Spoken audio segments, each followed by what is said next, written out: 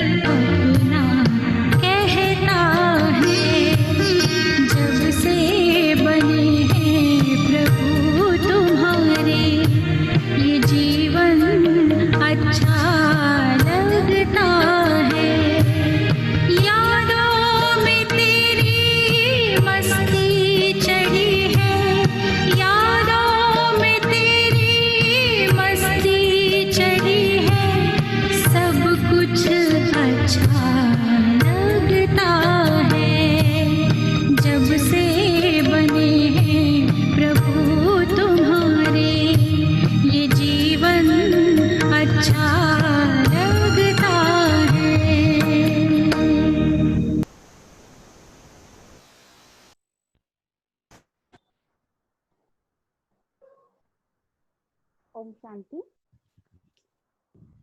ओम शांति। आप सभी का बहुत बहुत स्वागत है। अनुभव सत्र के आज के इस कड़ी में हमारे बीच उपस्थित है आदरणीय ब्रह्मा कुमारी हिमांगी दीदी जी। आदरणीय दोनों दीदियों और हम सभी बहनों की तरफ से हिमांगी दीदी जी, आपका इस गुलदस्ते के द्वारा बहुत बहुत स्वागत है। इसे स्वीकार कीजिएगा। दीदी जी आज हमें अपने जीवन के कुछ अनमोल क्षणों और यादगार पलों को हमारे बीच साझा करेंगे। बाबा के साथ के अनुभवों को हमारे सामने रखेंगे। उनके विशेष हिमांगी दीदी जी विशेषताओं से संपन्न है। अनेक विशेषताएं हैं उनमें। वे सदा ही सरल चित्त, नम्र चित्त, हर्षित मुख रहते हैं और वे क्रिएटिव रहते हैं और हर कार्य एक्यूरेसी से करना पसंद करते हैं। उनके प्रति कुछ पंक्तियां मैं आपको सुनाना चाहूंगी। आए वो हमारी महफिल में कुछ इस तरह, आए हैं वो हमारी महफिल में कुछ इस तरह कि हर तरफ फूल मुस्कुराने लगे हैं, कि हर तरफ फूल मुस्कुराने लगे हैं। देख कर दिल उनको झूमने लगा, देख कर दिल उनको झूमने लगा। सबके मन जैसे खिलखिलाने लगे हैं, सबके मन जैसे खिलखिलाने लगे हैं। अब हम सुनेंगे आदरणीय हिमांगी दीदी जी से।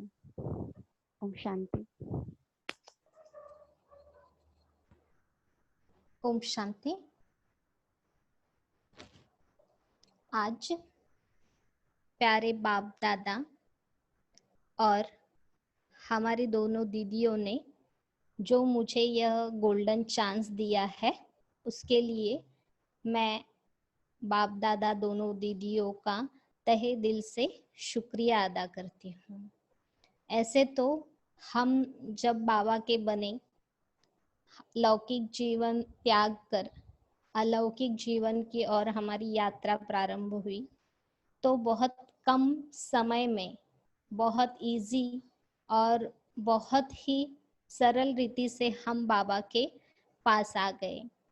बाबा ने जैसे हमको इतनी मदद की, जो बाबा कहते हैं ना कि सब सहज हो गया।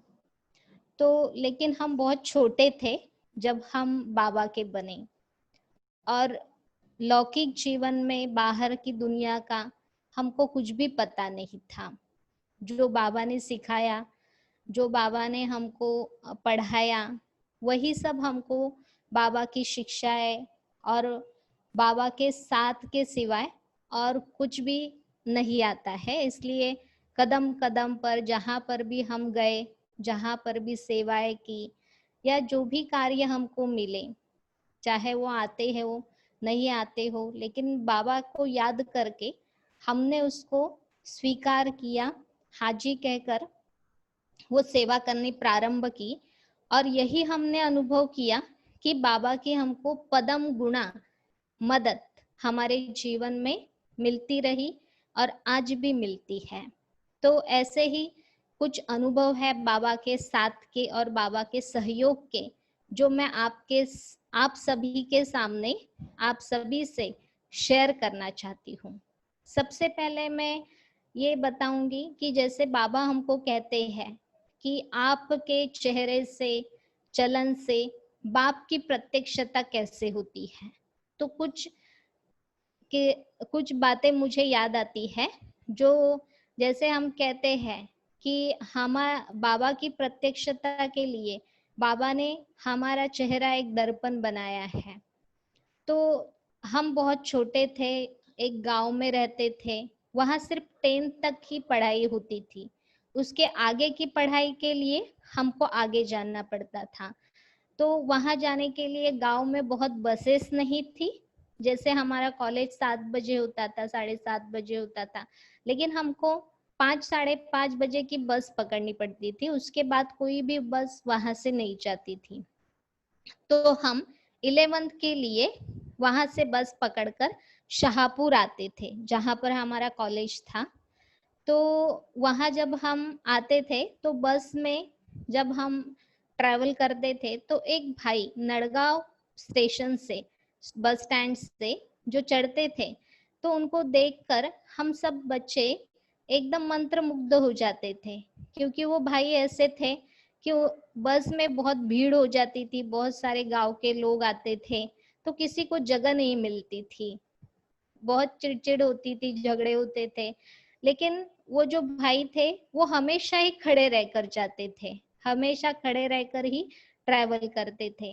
और अगर उनको सीट मिल भी जाती थी तो वो बहुत रिस्पेक्ट से वो शेयर दूसरों को वो सीट शेयर कर देते थे।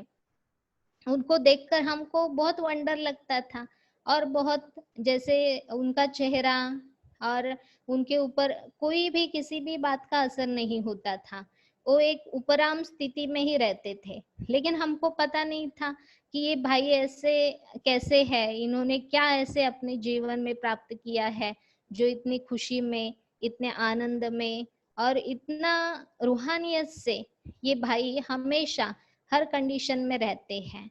तो उनको देखकर हम बच्चे सभी सोचते थे। जब हम कॉलेज से रिटर्न आते थे 12 साढ़े 12 की बस से, तो वापस हम उसी बस स्टैंड पर एक बोर्ड देखते थे, उस पर लिखा हुआ था प्रजापिता ब्रह्मा कुमारी ईश्वरीय विश्वविद्यालय, और यहाँ पर सहज राजयोग की शिक्षाएं दी जाती है। वहां पर एक योगी का चित्र दिखाया था, उस पर सुख, शांति, प्रेम, आनंद ऐसे उसके सभी और लिखा हुआ था। तो हम ये सोचते थे कि ये कौन सा ऐसे राजयोग है जिससे सुख, शांति, प्रेम, आनंद की प्राप्ति होती है। तो हमने ये जानना चाहा, और जिस बस स्टैंड से वो भाई चढ़ते थे, जहां पर वो बोर्ड लिखा हुआ था, हम उसके बारे में कुछ जानते नहीं थे। लेकिन वो बस स्टैंड जो था, वहां पर मेरा मामा का गांव था, ननिहाल था, जहां पर हम हमेशा जाते आते थे। तो मैं एक दिन ऐसे ही सोचा कि चलो सैटरडे संडे हम जाते हैं। तो वहां पर हम गए। तो मेरी जो बहनें थी, मामा की कन्याएं, उन्होंने मुझे कहा कि हमारे गांव में एक राजयोगा मेडिटेशन सेवा केंद्र खुला है और वहां पर बहुत अच्छा ज्ञान सुनाया जाता है, तो आप हमारे साथ चलो, शाम को हम सब भी जाते हैं 7 बजे। तो मैंने कहा ठीक है चलो। तो मेरी वो बहनें मुझे वहां ही लेकर गई जहां मैं वो बोर्ड हमेशा देखती थी। तो वहां पर मैं गई और मुझे कोई थे, उन्होंने थोड़ा सा ज्ञान सुनाया, लेकिन वह ज्ञान मुझे इतना समझ में नहीं आया। फिर दूसरे दिन तो मैं अपने घर चली गई। फिर ऐसे ही सब चल रहा था। तो कुछ दिन हुए, नवरात्रि का समय चला, और नवरात्रि के उस समय पर मेरी वही बहनों का फोन आया कि हम जिस सेवा केंद्र पर जाते हैं, ब्रह्मा कुमारी सेवा केंद्र पर, वहां पर जो दीदियां रहती है वो गांव गांव में जाकर भगवान का संदेश देने का कार्य करती है। तो ऐसे तो उन्होंने बहुत सारा एरिया कवर किया है, लेकिन आपके गांव में वो कभी नहीं आई। तो क्या आप यह प्रोग्राम हमारा अरेंज कर सकते हैं? तो मैंने कहा ठीक है, क्या करना होता है? तो उन्होंने कहा कि हम 5 साढ़े 5 बजे आएंगे, और गांव के सभी जो माताएं, कन्याएं या जो भी भाई लोग हैं, जो भी आ सकते हैं, जिनको आध्यात्मिकता में रुचि हो, ऐसे लोगों को आप बुलाओ। तो मैंने कहा ठीक है, नवरात्रि का समय है, ऐसे भी सभी सुनना चाहेंगे। तो मैंने सभी को 5:30 बजे का टाइमिंग था, तो 5 बजे ही सभी को बुला के रखा था। तो ऐसे हमारे घर में सबसे पहले लीना दीदी आए, जिन्होंने 7 डेज कोर्स शुरू किया था। लेकिन वो जब पहले दिन हमारे पास आए तो मैंने उनको देखा, तो उनको देखकर जैसे सफेद वस्त्रधारी और मुस्कुराता चेहरा और रूहानियत, वो सब देखकर मुझे बहुत अच्छा लगा। और उनको देखकर पहले ही दिन मुझे यह प्रेरणा आई कि मुझे भी अपना जीवन ऐसे बनाना है। तो एक्चुअली मुझे बचपन से ही ऐसे था कि शादी ये इसमें इंटरेस्ट नहीं था, उससे मेरे को माना नफरत ही थी जैसे। तो मुझे ऐसे लगता था कि या तो मैं पुलिस में जाऊं, सैनिक बनूं, देश की सेवा करूं, या गरीबों के लिए कुछ करूं, दुखी आत्माओं के लिए कुछ करूं, जो बहुत दुखी होते हैं, टेंशन में होते हैं। तो ऐसे बहुत सारे लोगों के जीवन के बारे में हमने देखा था। तो मेरी ऐसी इच्छा थी कि हम ऐसे कुछ करें। और जब लीना दीदी आए तो उन्होंने हमको बहुत अच्छा आत्मा का जो पाठ पढ़ाया, उसमें यही बताया कि आत्मा को अपनी जो गुण है, शक्तियां है, उससे हम परमात्मा से कैसे प्राप्त करें, परमात्मा से हम हमारा सच्चा संबंध कैसे जोड़े, या हमारे दुख का कारण क्या है और वो दुख से मुक्त होने के लिए हमको क्या करना पड़ेगा। तो मुझे वो सब सुन के बहुत अच्छा लगा। मैंने उनको बोला कि अगर हमको जैसे मेरे घर में उस समय एक प्रॉब्लम चल रही थी, तो मैंने उनको बोला कि ऐसे अगर कोई काली विद्या करता है, कुछ करता है, तो परमात्मा सर्वशक्तिवान है, तो उसको बोलेंगे परमात्मा को, तो क्या वह हमको मदद कर सकते हैं। तो लीना दीदी ने कहा क्यों नहीं, जरूर करेंगे, वो अपने बच्चों की मदद करने के लिए तो हर पल तैयार रहते हैं। तो मैंने कहा ठीक है, अब क्या करना पड़ेगा आप बताओ। फिर उन्होंने कहा कि आपको ऐसे ऐसे मेडिटेशन करना पड़ेगा, परमात्मा को याद करना पड़ेगा, और उसके लिए यह धारणाएं आपको करनी पड़ेगी। तो मैंने कहा ठीक है, अगर इतना हमको मदद मिलेगा तो मैं ये करने के लिए तैयार हूँ। तो मैंने पहले दिन से ही खान पान की शुद्धि और जैसे मेडिटेशन वो करना शुरू कर दिया। बल्कि मेरे को उन्होंने इतना ही बताया था कि ऐसे ऐसे बाबा को बोलने का, तो बाबा हमको मदद कर देते हैं।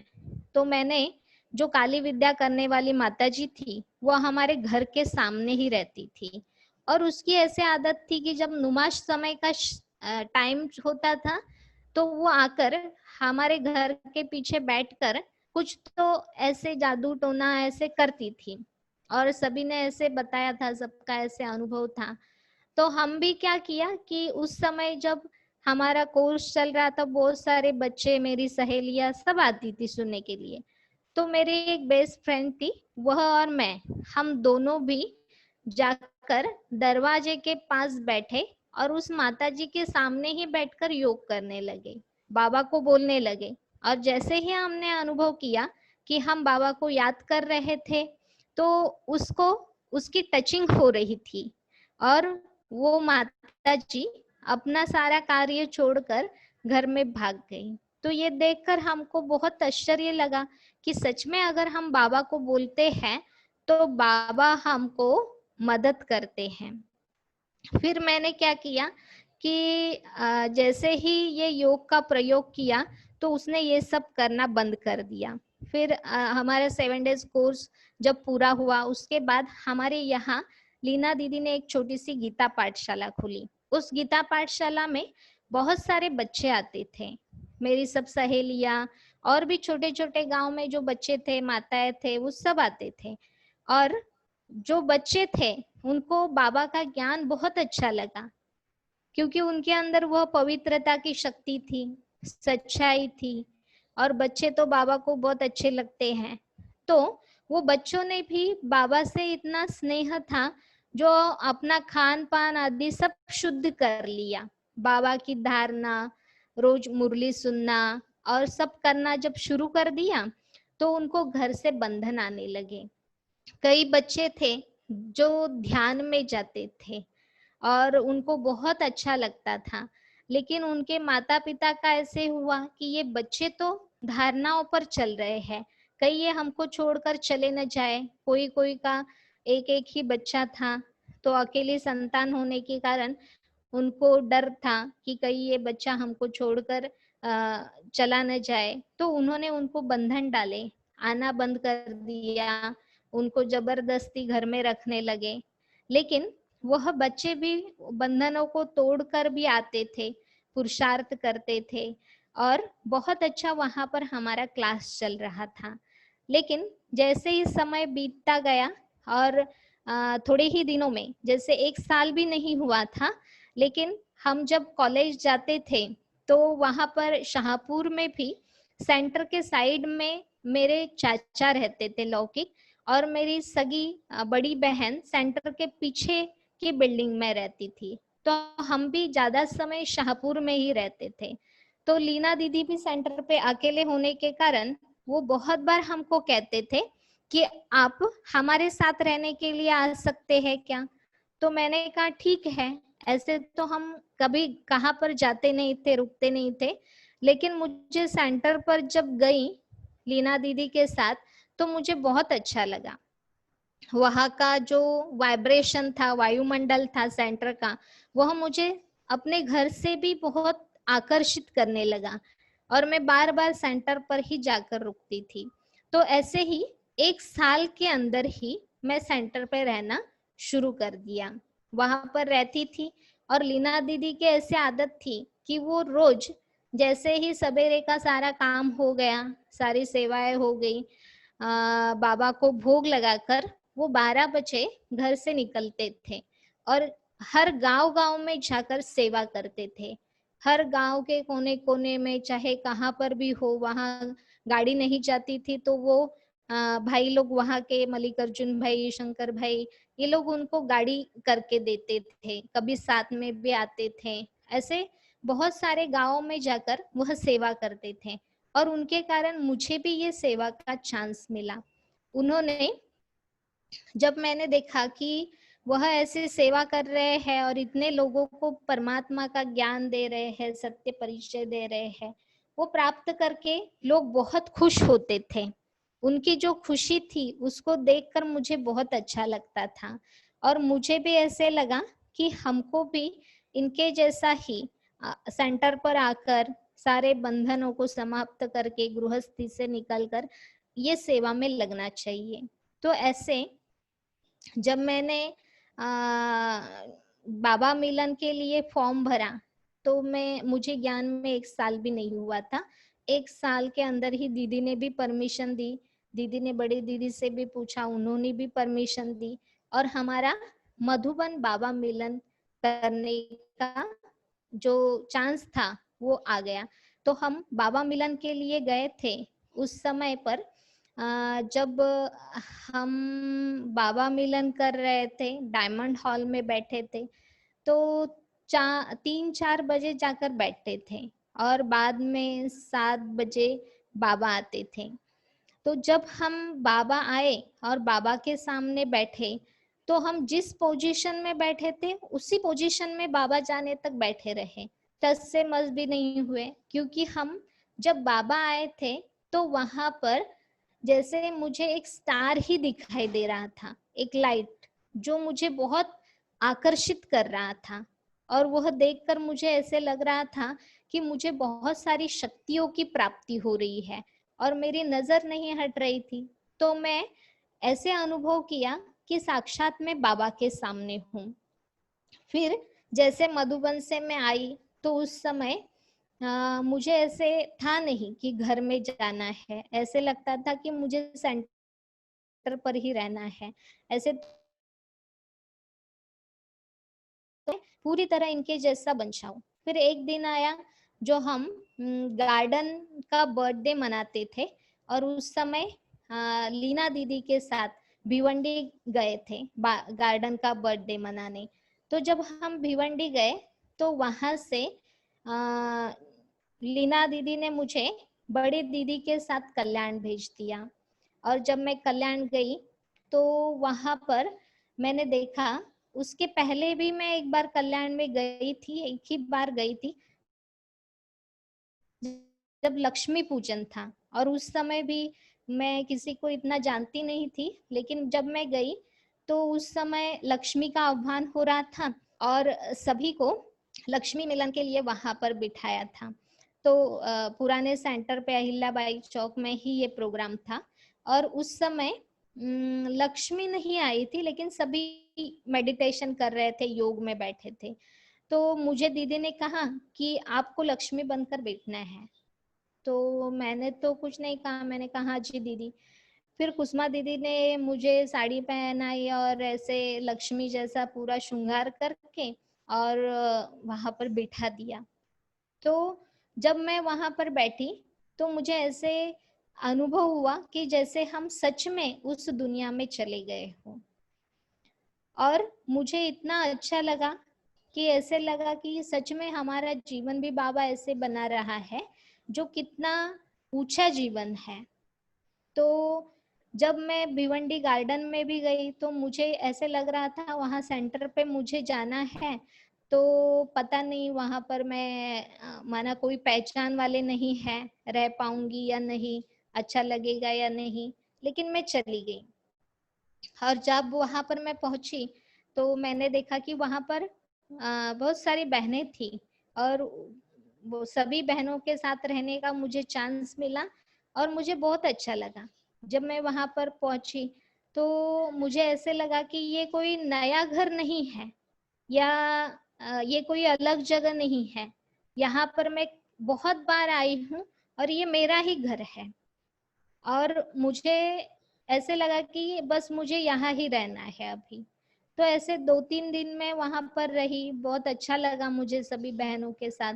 ऐसे लगता था यही मेरा परिवार है, वो मेरा परिवार नहीं लेकिन ये मेरा सच्चा परिवार है। तो मुझे ऐसी भावना जब आई और मुझे वहां से जाने की इच्छा नहीं थी कि मैं लौकिक घर रिटर्न जाऊं, लेकिन मैं पूछ कर नहीं आई थी और कैसे यहाँ रहना है, रहने देंगे या नहीं ये कुछ भी पता नहीं था। लेकिन मैंने हिम्मत करके दीदी से पूछा। दीदी जी थे तो दीदी उनके कमरे में थे और मैं वहाँ कुछ सेवा कर रही थी, लेकिन उस दिन मुझे रिटर्न जाना था। तो मैंने दीदी के पास गई और दीदी को बोला कि दीदी अगर मुझे यहाँ पर हमेशा के लिए रहने के लिए आना है तो क्या करना पड़ेगा। तो दीदी ने कहा कि ठीक है, आपको रहने आना है तो कुछ ये नहीं है, लेकिन आपको अपने माता पिता की परमिशन लेनी पड़ेगी, बगैर परमिशन आप नहीं रह सकते हैं। अगर आपके माता पिता की अगर परमिशन है तो आप यहाँ भले रह सकते हैं। तो मैंने कहा ठीक है, मैं जाऊंगी घर और फिर परमिशन लेकर तुरंत आ जाती हूँ। तो दीदी ने कहा ठीक है। तो मैं गई घर। फिर घर जाने के बाद तुरंत ही मैं जाते ही मम्मी को पूछा, दादी को पूछा और पिताजी ने तो मेरे को पहले से ही बोल दिया था, उनको भी ये ज्ञान अच्छा लगता था। तो उन्होंने कहा था कि ये जीवन अच्छा है, आपको अगर ऐसे बनना है तो भले। उनको बहुत गर्व था, अच्छा लगता था कि इतना अच्छा निर्णय लिया है, इतना अच्छा कार्य है। उनको बाबा के लिए भी बहुत रिस्पेक्ट था, यज्ञ के लिए बहुत रिस्पेक्ट था। तो उनकी परमिशन तो थी, लेकिन उस समय पर पिताजी तो थे नहीं, उनको जाकर टाइम हुआ था। तो मेरी सारी जिम्मेवारियां हमारे चाचा ऐसे समझते थे कि अभी इनकी सारी जिम्मेवारियां हमारे ऊपर है और अगर हमने इनके लिए कुछ नहीं किया, इन्होंने ऐसे संन्यास लिया तो लोग क्या कहेंगे, ऐसे उनको डर था। तो वो हमको बंधन तो पहले से ही डालते थे, लेकिन वो बाहर रहने के कारण इतना कुछ बंधन नहीं था। फिर भी दीदी ने कहा तो मैंने दादी और मम्मी को पूछा, लेकिन घर में हमारे ऐसे रिवाज था कि जो बड़े कहे वैसे ही करना है, सब उनके अनुसार ही चलते थे। तो दादी ने भी कहा कि भले आप जाओ, बहुत अच्छा है उसने कहा, लेकिन आप आपके चाचा से पहले पूछो वो क्या कहते हैं। तो मैंने मेरे चाचा को फोन किया कि ऐसे ऐसे है और मुझे ना सेंटर पे जाना है, मुझे बाबा की सेवा करनी है। तो उन्होंने कहा, उनको ऐसे डर लगा कि ये सच में सेंटर पे ना चली जाए, तो वो तुरंत वहां से घर में पहुंच गए थोड़ी देर में। और घर में पहुंचकर मुझे बिठाया और कहा देखो, आपको जो भी सेवा करनी है, जो भी ईश्वर की प्रार्थना करनी है, तो हमारे घर में बहुत जगह है, आप यहाँ पर ही करो, यहाँ पर ही रहो और आपको हम कोई भी कुछ नहीं बोलेंगे, लेकिन आप कहाँ जाने की जरूरत नहीं है, आप यहाँ पर ही रहकर सब कर सकते हैं। तो मैंने उनका सुना, लेकिन मैं उनको कुछ कह नहीं सकती थी। सुन तो लिया और उनको लगा ये समझ गई, अभी ये कुछ नहीं करेगी, वो चले गए थोड़ी देर में।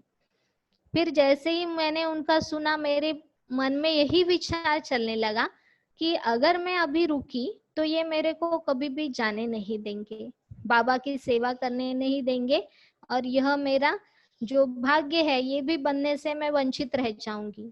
तो मुझे ऐसे लगा कि ये गए हैं ना, तो तुरंत मुझे निकलना है, नहीं तो मैं कभी भी नहीं निकल सकती।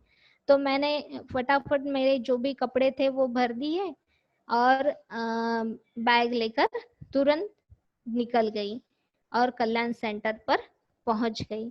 तो जैसे ही उनको पता चला तो उनको बहुत दुख हुआ और वो 1-2 साल तक मेरे से बात भी नहीं करते थे।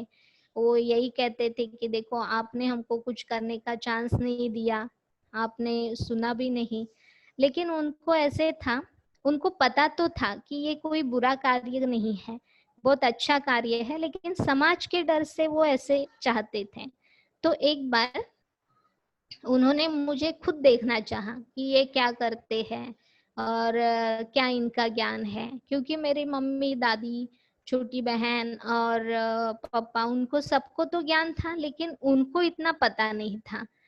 तो मेरे गांव में मेरे दादी के भाई ने शरीर छोड़ा था, तो उनको पता था कि ये लोग प्रवचन करते हैं।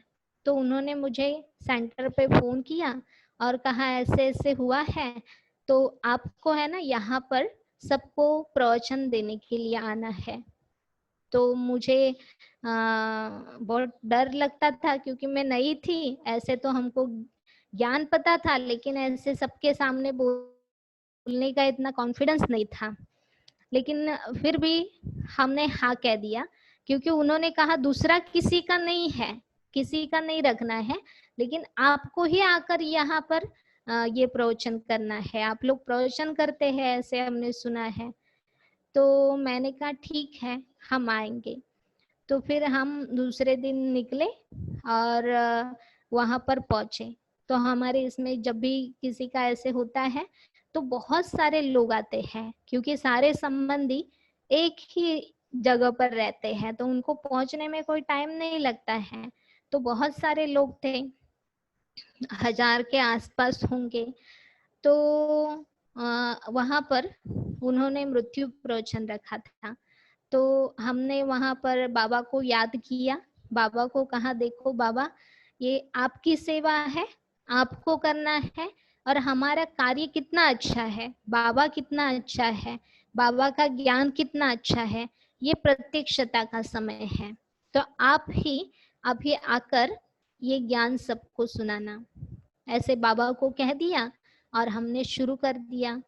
तो जब हमने शुरू किया फिर हमको डर नहीं लगा, हम बोले बाबा को याद करके, और जब भी खत्म हुआ तो सब हमारी ओर देखने लगे। उनको बहुत वंडर लगा कि अरे इनको इतना अच्छा ज्ञान कहाँ से आया, है ना। ऐसे तो मुझे सभी जानते थे, मैं बहुत छोटी थी, लेकिन उनको बहुत अच्छा लगा। बहुत सारे जो भी हमारे रिलेशन संबंधी थे तो उन्होंने बहुत अच्छा करके बोला, बहुत नजदीक आए और उनको कहा ये नॉलेज दिया जाता है। तो ऐसे लोग कीर्तन सुनते हैं भक्ति मार्ग में, लेकिन जब बाबा का ज्ञान सुना तो उनको बहुत संतुष्टता हुई, और आज भी वह सब लोग बहुत मानते हैं और रिगार्ड करते हैं अपनी संस्था का, बाबा के ज्ञान का। और जो भी लोग उसके बाद जहाँ जहाँ भी मृत्यु प्रवचन होता है तो वो सभी लोग खुद हमको ऑफर करते हैं कि आप आकर हमारे यहाँ पर यह ज्ञान सुना के जाना, क्योंकि जब हम उनको यह बाबा का ज्ञान देते हैं उस दुख के समय पे उनको बहुत बड़ा सहारा मिल जाता था, और सबको ये ज्ञान फिर पसंद आने लगा। और बहुत सारे ऐसे लोगों के पास फिर इस एरिया में हमने वह सेवा की।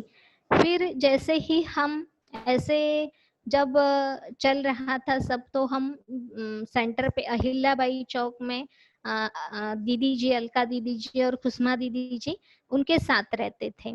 वहां पर जब हम रहते थे तो दीदी ने हमारी खास, दीदी को बहुत हम थैंक्स देते हैं, क्योंकि हमारा ये जीवन बनाने के लिए सबसे बड़ा योगदान दोनों दीदियों का है। तो उन्होंने हमको जो पालना दी, जो शिक्षाएं दी, तो वो आज भी हमको बहुत काम में आती है। खास दीदी उस समय हमको, मैं आई, मेरे पीछे ही साधना बहन, अंजू बहन, सुरेखा बहन, मधु बहन और पूनम बहन, ऐसे बहुत सारी कन्याएं आई थी और दीदी को कन्याओं को देखकर बहुत अच्छा लगता था। दीदी हम सभी को अमृत वेले 3:30 बजे उठाती थी, सामने बैठकर योग कराती थी, बहुत अच्छा योग करते थे, जल रखते थे और हमारी सबकी स्थिति भी दीदी ने बहुत अच्छी बनाई थी। जब हम दोपहर को भोजन बनाना होता था, नाश्ता, अमृत वेले के बाद कभी भी सोते नहीं थे। अगर अमृत वेले सोए तो दीदी को पसंद नहीं आता था और दीदी अमृत वेले के बाद हमको कुछ ना कुछ सुनाते थे, या तो सभी मुरली पढ़ते थे या जो भी कर्मणा सेवा है वो करते थे और उसके बाद हम नाश्ता बनाते थे। तो दीदी का ऐसे नियम था। दीदी हमेशा कहती थी कि अगर हमको बाबा के सेंटर संभालने हैं, बाबा का अच्छा लायक बच्चा बनना है, तो हमको सभी सेवा में ऑलराउंडर बनना है। कोई भी सेवा ऐसे नहीं होनी चाहिए जो हमको न आती हो। तो दीदी ने हमको खास नाश्ते के टर्न बनाए थे। दो बहनें थी, दो बहनें, एक जिनको कुछ नहीं आता है और कोई ऐसे रहते थे जिनको थोड़ा कुछ आता होगा, तो ऐसे दो बहनों का टर्न लगाया था। तो हमको तो कुछ भी नहीं आता था क्योंकि हमारी फैमिली में 21 मेंबर थे और भी खेती का काम करने वाले 10-15 अलग लोग थे। तो इतना सारा जब भोजन बनता था तो हमारे घर में किचन और हमारा और कुछ सेवा का कुछ भी कांटेक्ट नहीं था। ऐसे मालूम ही नहीं था कि क्या बन रहा है, कैसे बनता है, और सबको अपनी अपनी ड्यूटी बांटी रहती थी, वो अपना अपना कार्य करते थे और बच्चों का काम था सिर्फ पढ़ना लिखना, खेलना कूदना, इसलिए कुछ इतना पता नहीं था। लेकिन दीदी ने जब हमारे ये टर्न लगाए तो मैं बाबा को बहुत ज्यादा याद करती थी क्योंकि मेरे को कुछ भी नहीं आता था और बहुत टेंशन होता था कि इतनी सबको खिलाना है। कभी कोई मेहमान आते थे और खास दीदी भी खाने वाले हैं, बाबा को भोग लगने वाला है, तो ऐसे वैसे भी नहीं बनना चाहिए, बहुत अच्छी तरह से हमको बनाना है, ये रहता था। लेकिन वो कैसे बनाना है ये कुछ भी पता नहीं था। लेकिन तो हम क्या करते थे, अगर आज नाश्ता बनाया और ऐसे नहीं कि सादा नाश्ता बनाया, हर बार कुछ हम वैरायटी बनाते थे। तो एक दिन का नाश्ता बनने के बाद दूसरे दिन तक हम बाबा को बहुत याद करते थे कि बाबा ये कैसे बनाना है, ये कैसे अच्छा बने, तो आप हमको मदद करना। लेकिन इतना टेंशन आता था कि हम नींद में भी बहनों को उठा उठा कर पूछते थे, पता नहीं रहता था, लेकिन दूसरे दिन बहनें, भारती दीदी को पता है कि हम उनके साइड में सोते थे, तो उनको उठा कर पूछते थे कि कैसे नाश्ता बनाना है, क्या करना है। तो लेकिन ऐसे जब दीदी ने हमारे टर्न लगाए तो उस समय बाबा की भी याद बहुत हुई और सब बनाना भी हम सीख गए। और इतना ही नहीं, तो दीदी हमको खास क्लासेस दिए थे। भले हम छोटे थे लेकिन जो छोटे छोटे सेंटर चलते थे वहां पर रोज हमको मुरली क्लास कराने भेजते थे। टाटा पावर हाउस जब मैं आई तो दीदी ने मुझे वहां पर टाटा पावर हाउस का क्लास दिया था, जहां पर हम रोज दोपहर को ही भोजन के बाद क्लास करने निकल जाते थे। और हमको इतना कुछ पता नहीं था कल्याण का, लेकिन बाबा को याद करके, बाबा को साथ रख के हम जाते थे और बाबा हमको बहुत मदद करता था। जो भी दीदी का सबसे पहले क्लास सुनते थे ना सवेरे, तो हम सीख जाते थे कि मुरली कैसी पढ़नी है। तो दीदी जो जो एग्जाम्पल देते थे, दीदी जैसे जैसे सुनाते हैं, तो हम भी जाकर दीदी की कॉपी करते थे। तो ऐसे दीदी को देख देख कर हम मुरली पढ़ना सीखे। कभी कभी तो दीदी हमको सनली पर बिठाती थी, बड़े सेंटर पे भी, और मुरली पढ़ने बोलती थी। दीदी बैठी रहते थे पीछे तो हम डर से फास्ट एकदम आधे घंटे में ही मुरली पढ़कर और भाग जाते थे। दीदी फिर हमको बिठाकर क्लास कराती थी, कैसे कैसे बाबा की मुरली है, हमको कैसे पढ़नी है, सबको समझ में आनी चाहिए। हमको भी इतना नशा होना चाहिए कि बाबा हमसे बात कर रहा है, ये बाबा का हमारे लिए लव लेटर रहता है। तो ऐसे दीदी हमको बताते थे। फिर खास दीदी हमको दोपहर को जब समय मिलता था तो सभी कन्याओं को लेकर क्लास कराती थी कि हमारे ब्राह्मण जीवन की मर्यादाएं क्या है, कुमारी जीवन की मर्यादाएं क्या है, बाबा ने हमको क्या क्या नियम मर्यादाएं दी है, हमको कैसे रहना है, कैसे चलना है, सभी भाई बहनें जो है उनसे हमको क्या क्या पेपर आएंगे, परिस्थितियां कैसे कैसे आएंगी और कैसे कैसे हमको पास होना है, बाबा को याद करना है, ये दीदी हमको बताते थे। तो ये जो सब बातें हैं मैंने देखा कि सच में जो दीदी ने हमको सिखाया वह सब पेपर्स हमारे पास आते भी थे, और दीदी ने इतनी अच्छी तरह से हमारी ट्रेनिंग की हुई थी कि हमको कुछ भी ऐसे नहीं लगा कि ये हमारे लिए इम्पॉसिबल है। जैसे जो भी पेपर आए तो हमको वो पता रहता था कि अच्छा दीदी ने, खास मैं तो दीदी जब हमको इतना अच्छा क्लास कराती थी तो मैं खास बाबा को बोल के रखती थी कि बाबा आप ये बातें हमको सदा याद दिलाना, ये बातें हम कभी भूले नहीं, क्योंकि ये हमारे कुमारी जीवन के लिए बहुत आवश्यक है। क्योंकि दीदी को पता था कुमारियों को कैसे संभालना है। जैसे घर में एक कन्या भी होती है तो माता पिता को संभालना कितना मुश्किल काम होता है, लेकिन दीदी के पास तो हम इतनी सारी कन्याएं होते हुए भी दीदी ने हमको ऐसे बनाया कि दीदी को पता है इनके पास कोई कैसे भी पेपर आए तो ये पास हो सकती है, क्योंकि दीदी की शिक्षाएं ही ऐसी हैं। फिर जैसे नुमा शाम का समय होता था तो भी दीदी ने हमको इतना अच्छा ये नियम लगाया था कि उस समय अगरबत्ती लगानी है और बाबा के सामने बैठ जाना है। और जैसे ही नुमा शाम का योग हो जाता था, क्लास हो जाता था, जब हम भोजन करते थे, रात का सोने का समय होता था, तो खास हमको कुसुमा दीदी संदली पर बैठकर दृष्टि देकर योग कराती थी। और जब योग कराते थे उसके बाद जब हमारा योग होता था तो दीदी हमको अनुभव भी पूछते थे कि आपने जब योग करते समय क्या अनुभव किया, तो वो शेयर करो। बहुत अच्छा लगता था जब हम सभी बाबा के ऐसे अनुभव शेयर करते थे, और इतना अच्छा पुरुषार्थ उस समय दीदी ने हमसे कराया।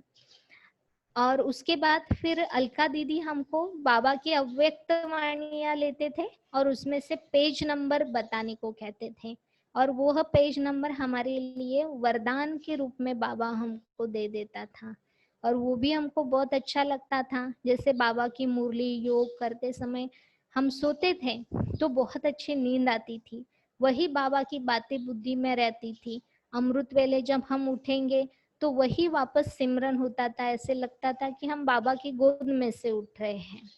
ऐसे ही एक अनुभव मुझे याद आता है कि जब हम कल्याण अहिल्याबाई सेंटर के सेंटर पर हम एक दिन नुमा शाम का योग करके, हाँ, रात्रि के योग के समय पर, रात्रि हम सोने से पहले जब योग कर रहे थे तो मुझे बाबा दिखाई दिए। बाबा मतलब ऐसी लाइट दिखाई दी जो बहुत सारे जैसे फोकस लगाते हैं, उनका जैसे तेजोमय लाइट, वो फोकस का जो हम देख नहीं सकते थे, वो मैं बहुत देर तक देख रही थी। लेकिन देखते देखते मुझे जैसे थोड़ा सा ये होने लगा, सिर भारी होने लगा, और जैसे ही योग खत्म हो गया तो मैं गई और पीछे से सोफे पर जाकर लेट गई, क्योंकि मेरे को सिर भारी हो गया था और वो कुछ समझ में नहीं आ रहा था कि ये क्या हो रहा है। फिर थोड़ी देर में कुसुमा दीदी वहां पर आए और उन्होंने मेरे पीठ पर हाथ रखा, तो मुझे लगा कि कोई है। फिर मैं देखा तो दीदी। फिर दीदी उस समय मेरे ही पास आए और दीदी ने मुझे पूछा कि क्या हुआ, तो मैंने कहा कुछ नहीं। फिर दीदी ने पूछा नहीं बताओ क्या हुआ, तो मैंने कहा नहीं कुछ नहीं। फिर दीदी ने कहा आपने बाबा को देखा, तो मैंने कहा हाँ। तो फिर दीदी ने ही बताया आपने बहुत बड़ा लाइट देखा, वाइट, बहुत तेजोमय, ऐसे बहुत सारे फोकस जैसे लगाए हुए होते हैं, ऐसे लाइट देखा। तो मैंने कहा हाँ दीदी, आपको कैसे पता चला? तो दीदी ने कहा आप जो अनुभव कर रहे थे वो मैं देख रही थी, है ना। तो मुझे इतना अच्छा लगा कि देखो हम जो देख रहे थे दीदी की योग की पावर, दीदी की जो बाबा के साथ कनेक्शन था वो इतना अच्छा है कि हमारे मन में क्या चल रहा है, हम योग में क्या अनुभव हो रहे हैं, ये मैंने तो बहुत बार देखा। दीदी बहुत बार बताते थे कि हम योग में क्या अनुभव कर रहे हैं। ऐसे ही थोड़े दिन बीते, बहुत अच्छी हमारी सारी दिनचर्या चल रही थी और हमको बहुत लगाव हो गया था अपने अलौकिक फैमिली से, है ना। जैसे दीदियों से, सभी बहनों से, वो जो हमारा पुरुषार्थ दिनचर्या चल रही थी तो हमको बहुत अच्छा लगता था। और इतना अच्छा लगता था कि हम बहुत सुख में, बाबा की याद में, बाबा के छत्र छाया के अंदर बहुत अच्छी तरह से पल रहे थे। लेकिन कुछ दिनों के बाद एक दिन ऐसे आया जो दीदी ने, अभी आप लोगों को ना बाहर सेवा के लिए भी जाना चाहिए और कितने सारे सेंटर्स खाली पड़े हैं, आप सभी लोग यहाँ पर बैठे हैं तो जाओ यहाँ वहाँ जाकर सब रहो और सेवा करो। फिर हमने कहा दीदी हम तो छोटे हैं, हम कैसे क्या जाएंगे, हम कैसे क्या रहेंगे, हमको कुछ भी पता नहीं। लेकिन दीदी ने कहा नहीं, जाना चाहिए, सीखना चाहिए। तो दीदी का यही था कि सभी सब कुछ आना चाहिए। और बाबा के सेंटर्स पर भाई बहनों को भी लगता है कि यहाँ पर कोई बहनें होनी चाहिए। तो दीदी ने खास हमको वो आपका पोटला बांध दो और आपको सेंटर पे वहां पर छोड़कर आएंगे। तो हम बहुत दुखी हो गए क्योंकि पहले ही बार हम सबको छोड़कर जाने वाले थे। फिर हमने बहुत टेढ़ा मेढ़ा मुंह करके कैसे तो और अपना पोटला बांध दिया। फिर मैं और वो जो बहन थी मेरे साथी, तो हम दोनों भी कृष्णा नगरी सेंटर पर गए। लेकिन हम बहुत छोटे थे, कुछ ही साल, 1-2 साल भी हुए होंगे सेंटर पे आके, लेकिन इतना कुछ तो ये नहीं थे। लेकिन गए हम दोनों भी कृष्णा नगरी सेंटर पर गए। और जब कृष्णा नगरी में गए तो वहां पर जाकर हमको ऐसे लगा बाप रे, बाबा ने हमको कहाँ पर भेज दिया। जहाँ हम रहते थे वहां तो बहनों का संगठन था, दीदियाँ थी और बहुत अच्छा लगता था। कुछ भी हो जाए तो बताने के लिए हमको कोई चिंता नहीं थी, कुछ भी सोचना नहीं पड़ता था, कुछ टेंशन नहीं था क्योंकि बड़ों के साथ रहते थे तो एकदम निश्चिंत आराम से रह रहे थे। लेकिन जब वहां पर गए तो हमको बहुत भारी लगने लगा कि यहाँ पर तो कोई भी नहीं है बताने वाला, है ना। लेकिन ये था कि बाबा को तो याद करते थे, बाबा के पास बैठे गए तो सबसे पहले हॉल था, हॉल में बाबा के सामने बैठे और बहुत रोने लगे दोनों भी, क्योंकि वो भी मेरे साथ ही आई थी, मेरे पीछे से ही आए थे।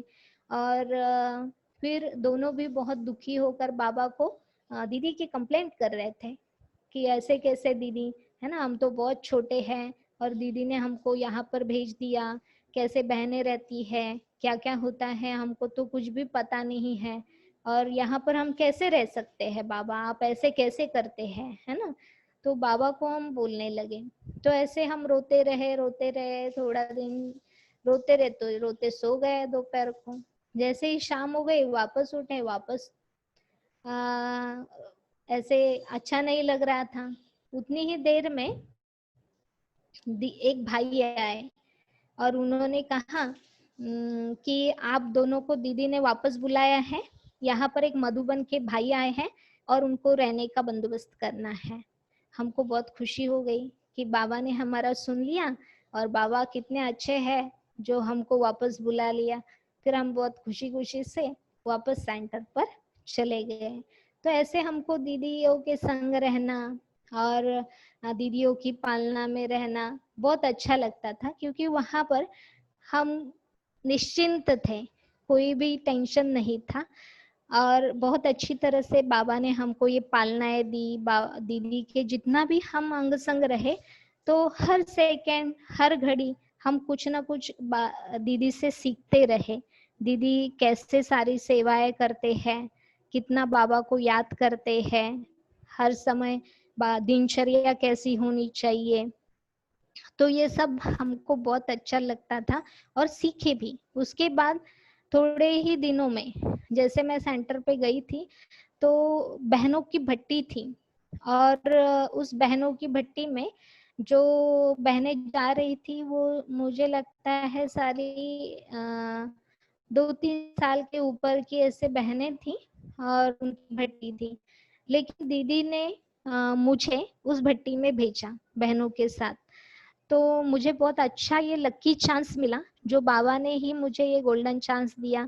दीदियों का भी बहुत ही धन्यवाद है कि दीदी ने मुझे सेंटर पे आके थोड़े दिन ही हुए थे तो मुझे ये मधुबन जाने का चांस दिया। और जब मैं मधुबन गई, मुझे तो याद है कि उस समय मुझे कुछ भी आता नहीं था, न जल्दी तैयार होने को आता था, न कुछ भी नहीं आता था। लेकिन सभी बहनें इतनी अच्छी थी कि जब तक मैं तैयार नहीं होती थी तब तक वो क्लास में नहीं जाते थे और मुझे पूरा तैयार करके अच्छे से फिर अपने साथ लेके जाते थे। और उस समय हमने बहुत अच्छी सभी के क्लासेस सुने, उनसे प्रेरणाएं ली, बाबा के याद का मधुबन में बहुत अच्छा अनुभव किया। और दादियों के साथ, बड़ों के साथ अंग संग रहने का मुझे वो मौका मिला। उस समय दादी प्रकाश मणि, उनका मुझे बहुत कम समय उनके जो पल है उनके साथ के वो बहुत कम पल मिले, क्योंकि उसके बाद दादी अव्यक्त हो गए।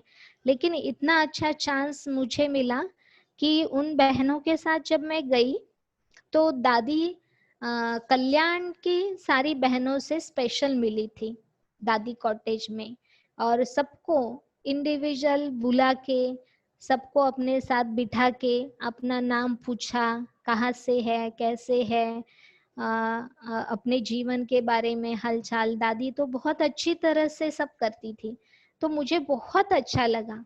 दादी के साथ जब मैं मिली तो वो अनुभव मुझे इतने अच्छे लगे कि ऐसे लगता था माना दादी को देखकर मुझे ऐसे लगा कि ये कितने अच्छे हैं, ये तो इनके ये माना मेरी दादी भी इतना कभी हमसे प्यार नहीं करेगी, इतना प्यार से रिस्पेक्ट से, बहुत उनको अपनापन था सबके लिए। मुझे दादी से बहुत प्यार हो गया और बहुत अच्छी लगती है आज भी दादी। तो दादी ने हमको जो सौगात दी थी तो आज भी हमारे पास वो सौगात है, दादी की याद प्यार की वरदान सौगात। तो ये चांस मिला। फिर ऐसे ही हम मधुबन में जो भी वरिष्ठ भाई है या जो भी आज हम देखते हैं निर्वेर भाई जी है दादी के साथ के, दादी जाने के बाद भी हम एक बार मुझे याद है मधुबन गए थे तो निर्वेर भाई जी के पास गए थे, क्योंकि मुझे उनका भी बहुत अट्रैक्शन है, ऐसे दादी जैसे ही लगते हैं। तो मैंने उनसे बात भी की थी, मैंने कहा भाई जी हम आपसे मिलते हैं तो मुझे ऐसे दादी याद आते हैं। तो उनको भी बहुत अच्छा लगा। हाँ, हम दादियों के साथ बहुत समय रहे हैं, दादियाँ तो ऐसे थी। फिर उन्होंने हमसे बात भी की, अच्छा आप कहाँ से हैं, फिर आप कैसे रहते हैं सेंटर पे। तो उन्होंने पूछा अच्छा आप सेंटर पे रहते हैं तो कोई पेपर आते हैं, तो हमने कहा हाँ आते हैं। फिर पेपर आते हैं तो आप लोग क्या करते हैं? तो मैंने कहा हाँ भाई जी पेपर तो आते हैं, फिर पेपर आते हैं तो हम बाबा को याद करते हैं, और बाबा को याद करेंगे तो चाहे कितना भी बड़ा पेपर क्यों न हो लेकिन बाबा हमको मदद कर देता है, और जो भी पहाड़ जैसा पेपर हो वो भी राई से रूई बन जाता है। बहुत अच्छा लगा उनको भी, और वो भी हमारे साथ उनके अनुभव शेयर करते थे। हमने कहा भाई जी आप कितने भाग्यशाली हैं, आपको बाबा की पालनाएं मिली। उन्होंने कहा क्यों, आप भी हमारे साथ होंगे। हमको भी बहुत अच्छा लगा कि उन्होंने हमको ऐसे कहा, क्योंकि हम बहुत बार सपने में पुराना मधुबन जो है वो देखते थे जहाँ पर बाबा की झोपड़ी क्लास चल रहा है। तो हमेशा मुझे वो सपने में आता था कि कैसे वहां पर हम गए हैं, सोने के लिए भी जगह नहीं है, बड़े बड़े पत्थर है, वहां पर हम हमारा जो भी कपड़े बांधा हुआ है, कपड़ों से बंधा हुआ बैग वो सिरहाने रख के सो रहे हैं। ऐसे मैं हमेशा वो अनुभव करती थी। तो मैंने वो उनके साथ शेयर किए, तो उनको भी बहुत अच्छा लगा। उन्होंने कहा हाँ, बहुत सारे बाबा के बच्चे गए हुए बाबा के पास वापस आएंगे ही ना। तो ऐसे फिर उन्होंने हमको टोली दी, वरदान दिए और बहुत प्यार से हमारी हालचाल पूछा। तो हमको बहुत अच्छा लगा। रतन मोहिनी दादी से भी हम स्टेज पर मिले डायमंड हॉल के। फिर परदादी थी, उनसे तो हम बहुत बार मिलने को जाते थे, हमको बहुत अच्छा लगता था। जैसे दादी के पास जाते थे तो दादी कहते थे हाँ, कल्याणकारी बाप के बच्चे कल्याण से आए हैं। तो हमको बहुत अच्छा लगता था, हमारे गाल पकड़ कर रखती थी। तो हमको भी बहुत अच्छा लगता था दादी के साथ। और जल्दी आए इसलिए हमको सभी दादियों का जो भी बाबा की पालना लिए हुए महारथी हैं उनका वरदान, उनसे वरदान मिले, दृष्टि मिली, टोली मिली, उनका संग मिला, इसका हमको बहुत नाज है या अच्छा लगता है। क्योंकि अगर हम थोड़ा भी लेट करते थे तो शायद हम इन सभी बातों से दूर रहते थे। तो ऐसे ही जब मैं बाबा के पास आई थी तो हमेशा मैं बाबा के, दीदी का नियम था कि सोने से पहले बाबा के कमरे में भी जाके आना है। बाबा का कमरा अलग था तो वहां पर हम जाते थे। लेकिन जब भी मैं जाती थी तो मुझे वहां पर साकार बाबा और हाथ में फूल लेकर खड़ा है, रेड गुलाब का फूल ऐसे दिखाई देता था। बाबा को जब मैं देखती थी तो मुझे लगता था कि अरे बाबा यहाँ पर बैठे हैं, साकार में है। तो मैं थोड़ी ही देर में वहां से फिर निकल जाती थी। मुझे थोड़ा सा डर जैसा लगता था। तो अभी भी मैं देखती हूँ तो बहुत बार ये अनुभव करती हूँ कि जैसे बाबा मेरे साथ हैं। बाबा हमेशा कहता है जो भी आपका कार्य है बच्चे, आप हिम्मत का एक कदम आगे रखो तो मैं अपने मदद की 1000 गुना मदद आपको करता हूँ। तो ऐसे मैंने बहुत सारे बाबा के जो अनुभव है वो भी किए हैं। उसमें से मैं एक अनुभव अपना शेयर करना चाहूंगी कि जैसे हम ज्ञान में आए, सेंटर पे रहने लगे, तो जो बातें हैं वो भी हमारे सामने आती है। जैसे बाबा कहता है ना कि अगर पेपर नहीं आएंगे तो आप आगे के क्लास में जा रहे हैं ये पता कैसे चलेगा। इसलिए पेपर तो आने ही चाहिए और हमको भी पता नहीं चलेगा कि हम ज्ञान में, बाबा की याद में कितने पक्के हैं। तो ऐसे ही जैसे ये शारीरिक बीमारी तो हर एक का अपना हिसाब किताब रहता है, इस जन्म का चाहे पूर्व जन्म का। तो हमको ऐसे थोड़ी थोड़ी समस्याएं आती थी। मुझे एक बार याद है कि बहुत तकलीफ होती थी मुझे कि रोज रात को सोते समय बहुत सांस लेने में तकलीफ होती थी, जी घबराता था। लेकिन ये क्या हो रहा है ये कुछ भी मुझे पता नहीं था। तो बहुत परेशान थी, रात भर सोती नहीं थी, उसके कारण अमृत वेला नहीं होता था और मुझे अमृत वेला मिस हो जाता था तो बहुत ऐसे गिल्टी फील होता था कि आज हम बाबा को याद नहीं किया, बाबा की सबसे पहली श्रीमत का हमने उल्लंघन कर दिया।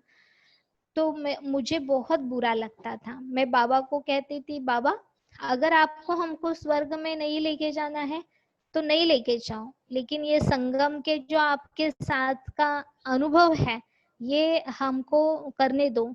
हमको अमृत वेले से, आपकी याद से वंचित नहीं रहना है। ये संगम की प्राप्तियां हमको जरूर करनी है।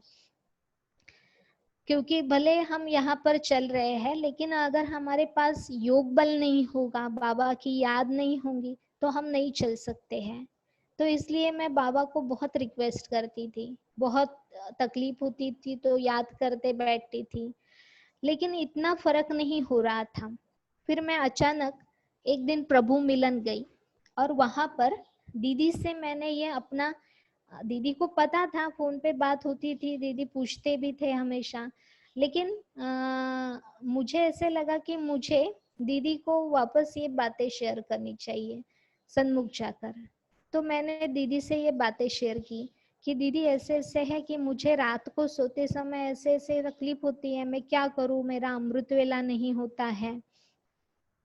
तो दीदी ने मुझे उस समय बताया था कि जो भी हमारे सामने ये पेपर आते हैं, ये हमको मिले हुए किसी की बद्दुआ के कारण ये शारीरिक बीमारी के रूप में ऐसी ऐसी समस्याएं हमारे पास आती हैं, तो आपको इस तरह से याद करना है। तो दीदी ने उसकी विधि मुझे बताई थी, और जैसे ही मैंने उस विधि को अप्लाई किया और योग करने बैठी, तो मेरे को जो तकलीफ हो रही थी वो 1 सेकंड में ठीक हो गई।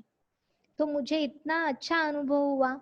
आज भी मैं देखती हूँ कि जैसे कुछ भी हमको होता है, किसी एक कल्याण के एक डॉक्टर है जिनके पास बहुत नामी ग्रामी डॉक्टर है, स्पेशलिस्ट है, तो उनके पास मैं हमेशा जाती थी।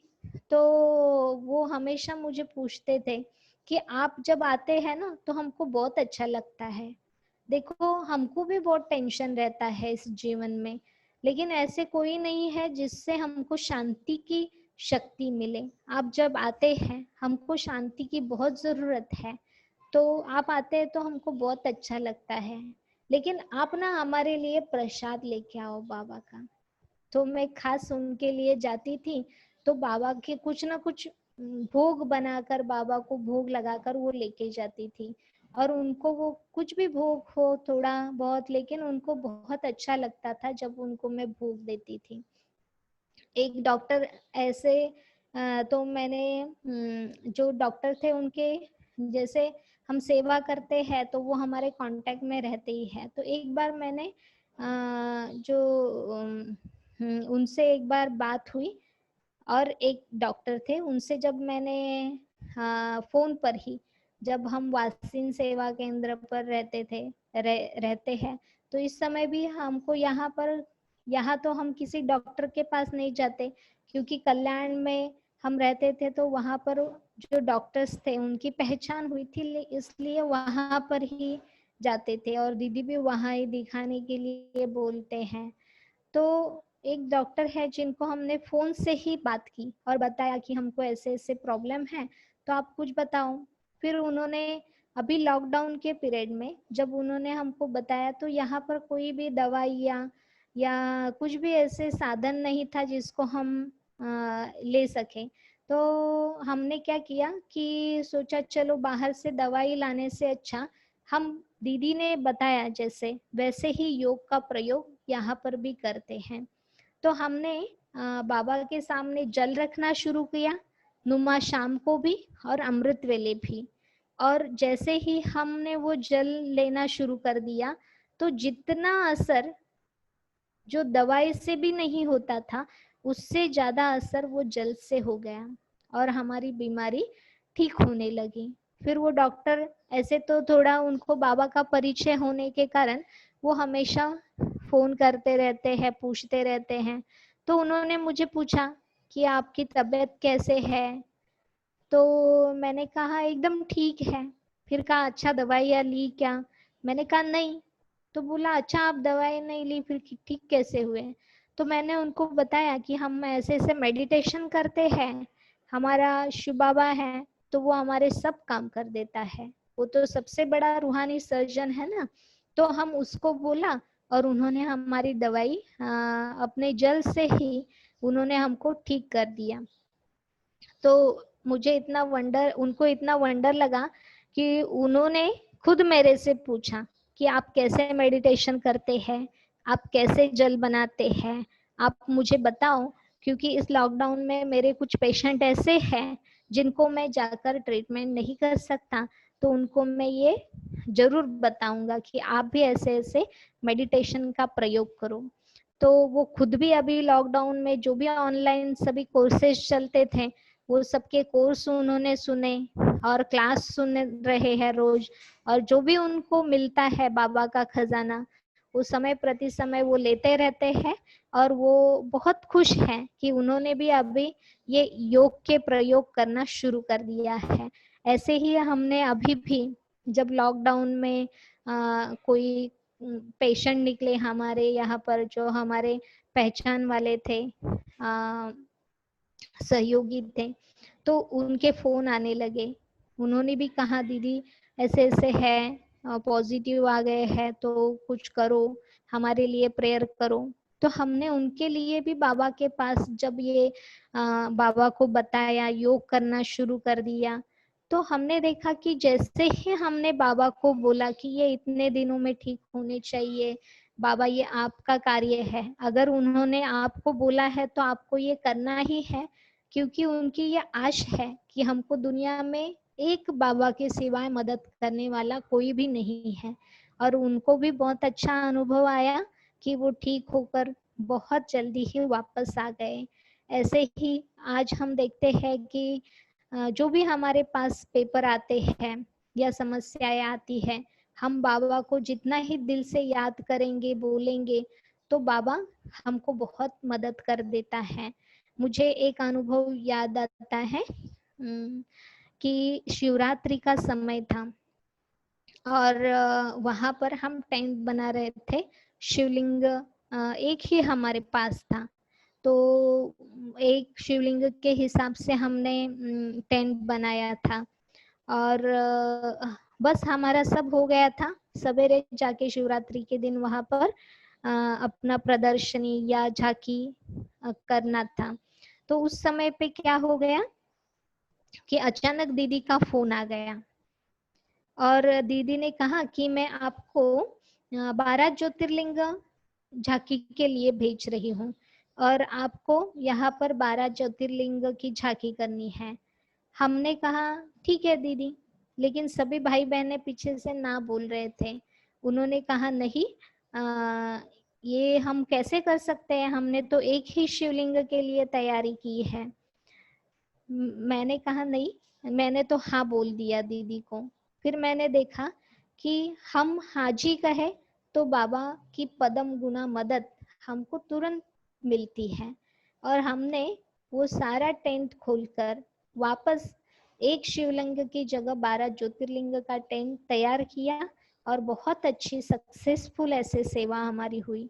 ऐसे तो बहुत सारे अनुभव हैं जहाँ पर हमारे अंदर कुछ भी न, हमारे पास इतने भाई बहने थे, न इतना कोई धन सेवा करने वाले थे, न धन सेवा करने वाले थे, लेकिन फिर भी बाबा की मदद मांगी, सेवा में आगे बढ़े और बाबा ने पदम गुना हमको मदद की।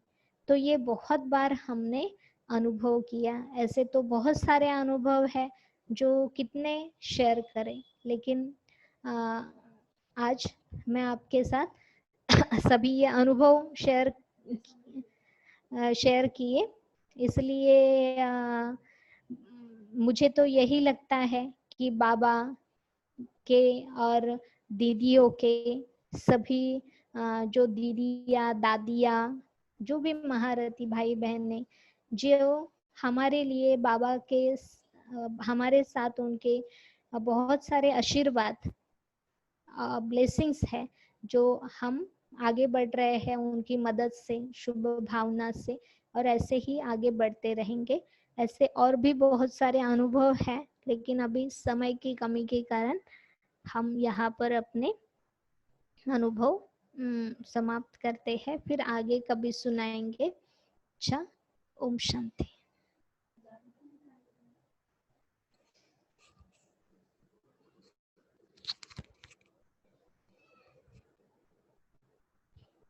ओम शांति। दीदी जी, आपने बहुत ही सुंदर अपने अनुभव हमारे साथ शेयर किए। आपके अनुभव हम सभी के लिए बहुत ही प्रेरणादायी रहे। कैसे बाबा के मदद के बहुत और